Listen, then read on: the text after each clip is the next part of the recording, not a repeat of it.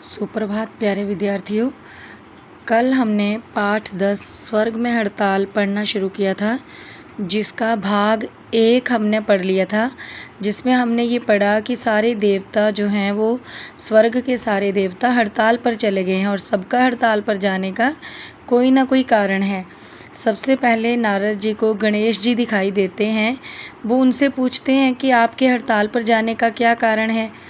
तो गणेश जी क्या कहते हैं कि ये जो पृथ्वीवासी हैं, पृथ्वी के ये जो लोग हैं, ये मुझे लंबोदर कहकर बुलाते हैं। लंबोदर अर्थात लंबे उदर वाला, लंबे पेट वाला, बड़े पेट वाला। तो वो कहते हैं कि मुझे ये नाम बिल्कुल भी अच्छा नहीं लगता, क्योंकि पृथ्वीवासी जो हैं वो खुद तो उनके इतने बड़े बड़े पेट हैं, है ना, एक दूसरे की छीन कर, खसोट कर, लूट कर खा जाते हैं सब कुछ, और मुझे कहते हैं लंबोदर। तो वो कहते हैं मैं उनसे बहुत नाराज़ हूँ और इसीलिए मैं हड़ताल पर हूँ।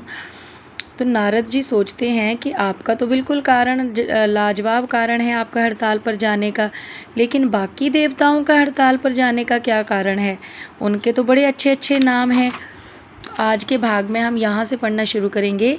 गणेश जी पूछ रहे हैं, तो गणेश जी क्या कह रहे हैं ये तो आप उन्हीं से पूछिए। नारद गणेश जी के पास से उठकर राजा इंद्र के पास जाते हैं। अब वो किसके पास जाते हैं? जो देवताओं के राजा हैं इंद्र, उसके पास जाते हैं। नारद, दुहाई हो महाराज, आज कामकाज ठप क्यों हो गया है? तो इंद्र जी क्या कह रहे हैं? आज हम सब हड़ताल पर हैं, मालूम है ना। तो नारद जी क्या कह रहे हैं? पर महाराज, आपका इतना सुंदर नाम है इंद्र, सुनते ही मानो वीणा के तार झनझनाने लगते हैं। लगता है इंद्रधनुषी वर्षा की फुहार होने लगी हो। आपके हड़ताल पर जाने की वजह तो समझ में नहीं आती। तो वो कह रहे हैं कि आपका नाम तो बहुत सुंदर है, इतना सुंदर नाम है, जैसे नाम लेते ही ऐसे लगता है जैसे कानों में मधुर वीणा के स्वर बज रहे हों या फिर वर्षा की फुहार हो रही हो। तो इंद्र जी गुस्से में क्या कहते हैं? तुम्हें अपने आसपास देखने की फुर्सत हो तो कुछ नज़र भी आए, ये वर्षा ही मेरी हड़ताल पर जाने का कारण है। तो गुस्से में अब इंद्र जी क्या कह रहे हैं कि ये जो वर्षा की तुम बात कर रहे हो ना, बारिश की, यही वर्षा ही मेरी हड़ताल पर जाने का कारण है। नारद जी बड़े हैरान होते हैं। वर्षा? वर्षा ही तो जीवन का आधार जल देती है, इस वर्षा के कारण आप हड़ताल पर हैं। नारद जी क्या कह रहे हैं कि ये जो वर्षा है ये तो सबको जीने के लिए जल देती है, सबको जीवित रहने के लिए पानी चाहिए ना, जल चाहिए, तो ये वर्षा तो सबको जल देती है, तो वर्षा के कारण आप हड़ताल पर क्यों हैं? तो इंद्र जी क्या कह रहे हैं? हाँ, इसी के कारण। पृथ्वी पर मनुष्य जो अनाचार कर रहा है उससे सब कुछ प्रदूषित हो गया है। अनाचार मतलब बुरे काम, कि मनुष्य धरती पर जो बुरे काम कर रहा है उससे क्या हो गया है? सब कुछ गंदा हो गया है। प्रदूषित अर्थात गंदा हो गया है। प्रदूषण से आसमान की नीली छतरी में छिद्र हो गए हैं। छिद्र अर्थात छेद हो गए हैं। ओजोन लेयर में छेद हो गए हैं ना, इसकी वजह से, प्रदूषण की वजह से। तो वही बात यहाँ इंद्र जी कह रहे हैं कि प्रदूषण की वजह से मेरी जो आसमान की नीली छतरी है उसमें भी छेद हो गया है। और बड़े दुख की बात तो ये है कि अब जो बारिश मैं करता हूँ वो अम्ल वर्षा के रूप में पृथ्वी पर गिरती है। अम्ल वर्षा मतलब अनेक ही केमिकल्स जिस वर्षा में मिले होते हैं, रसायन मिले होते हैं।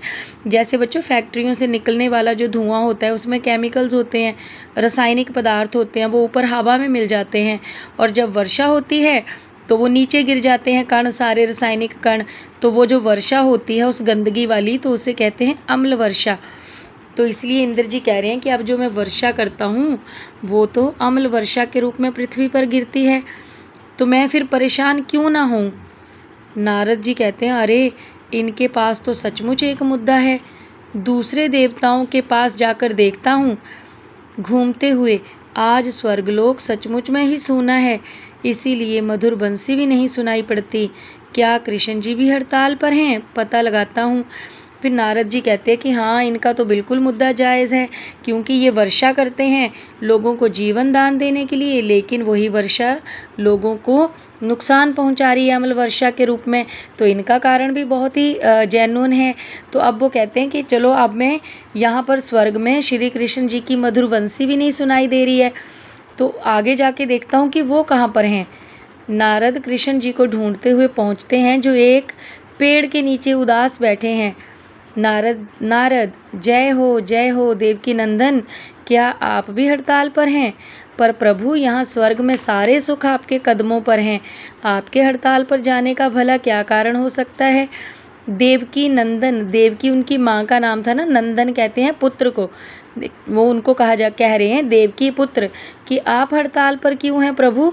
यहाँ स्वर्ग में आपको तो सारे सुख मिल रहे हैं, फिर आपका हड़ताल पर जाने का क्या कारण है? तो कृष्ण जी गुस्से में कह रहे हैं, कैसा सुख? क्या हमारे पास हृदय नहीं है?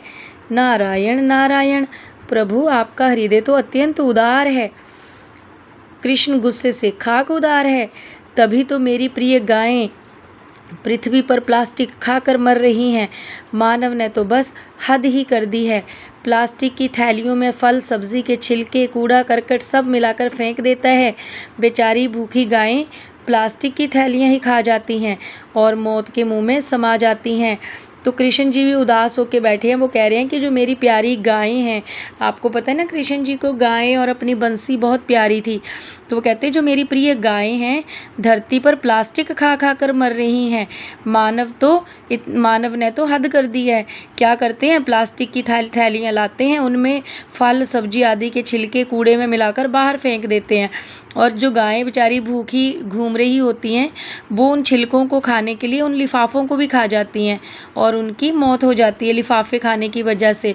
नारद नारायण नारायण, ये तो सचमुच में अनर्थ हो रहा है। नटवर नागर, आपके हड़ताल पर जाने का कारण भी एकदम सही है। अभी चलता हूँ। नारायण नारायण। तो अब नारद जी कह रहे हैं कि हाँ, ये तो सच में बहुत ही बुरा काम हो रहा है, अनर्थ हो रहा है। अनर्थ का मतलब बुरा काम हो रहा है, तो आपका भी हड़ताल पर जाने का कारण एकदम ठीक है। अब वो नारायण नारायण करते हुए आगे चले जाते हैं बाकी देवताओं से मिलने के लिए। तो आज के लिए बस इतना ही, आगे का भाग हम कल पढ़ेंगे। तब तक के लिए धन्यवाद।